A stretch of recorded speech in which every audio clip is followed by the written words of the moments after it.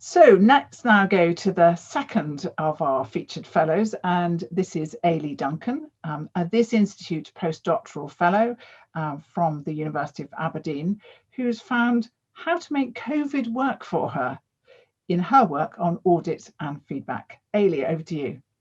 I'm Eilidh Duncan. I'm a research fellow at the Health Services Research Unit at the University of Aberdeen, and I'm grateful to be one of the first cohort of postdoctoral fellows funded by this institute.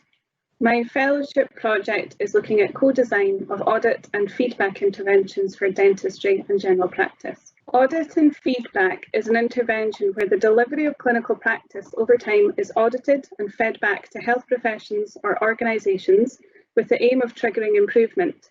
It can be delivered through written, electronic or verbal means, and it may include recommendations, targets or comparators.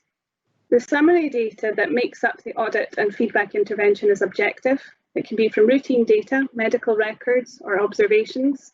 Audit and feedback is relatively cheap, it's scalable and it's widely used, and it's been found to be effective at changing behaviour and improving practice, but the effects can be variable. The science behind how, when and why audit and feedback works best is lacking.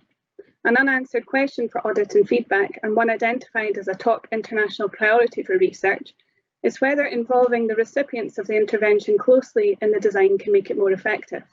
My fellowship research looks to provide evidence for this unanswered question, and it applies co-design tools and methods to develop the audit and feedback interventions.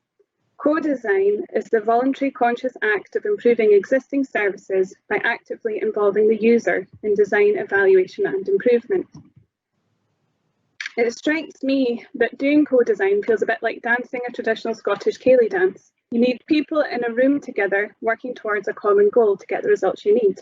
I've been co-designing audit and feedback with dentists to target antibiotic prescribing and decay prevention strategies, and with general practice to produce a data visualization tool for quality improvement. The planned standard approach of in-person group-based co-design became impossible with the spread of COVID-19. So like everyone else, I had to adapt to explore remote and virtual ways of tackling the same objectives. And it's not so easy to dance a ceilidh dance when you aren't all in the same room together and are instead meeting through video online. Reflecting on the experiences I've had over the last 7 months, I can share with you some of the lessons I'm learning whilst doing virtual co-design. I'm appreciating the need for flexibility. Engaging with people during a global pandemic has to respect the fact that we are all adapting to huge change and each of us has our own unique set of circumstances and stressors. I've had to embrace flexibility, testing things out to figure out what works and what doesn't, and getting feedback to try it differently next time. I've also had to work on my pragmatism. I need to expect that connections, including my own, may be unstable, people may drop out, and engagement can be harder for some people in an online setting. And I've recognised the need to be realistic about what can be achieved for each activity at each time point.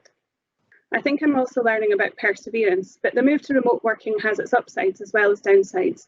It can be more inclusive, it can be more convenient for participants, and it's an opportunity for me to extend my skill set into online facilitation. It's also better for the environment for us not to all be travelling to meet together. COVID has also brought implications for audit and feedback as a strategy for improvement. For example, within dentistry, my co-design work has focused on 2 clinical priority areas. The first of these, antibiotic prescribing, has seen a huge practice change during lockdown. Dentists had to move to a treatment model of advice, analgesia and antimicrobials, whereas previously antibiotic prescribing was not a first-line treatment. There's emerging evidence that antibiotic prescribing has risen sharply. The second clinical area within my co-design work is fissure sealants.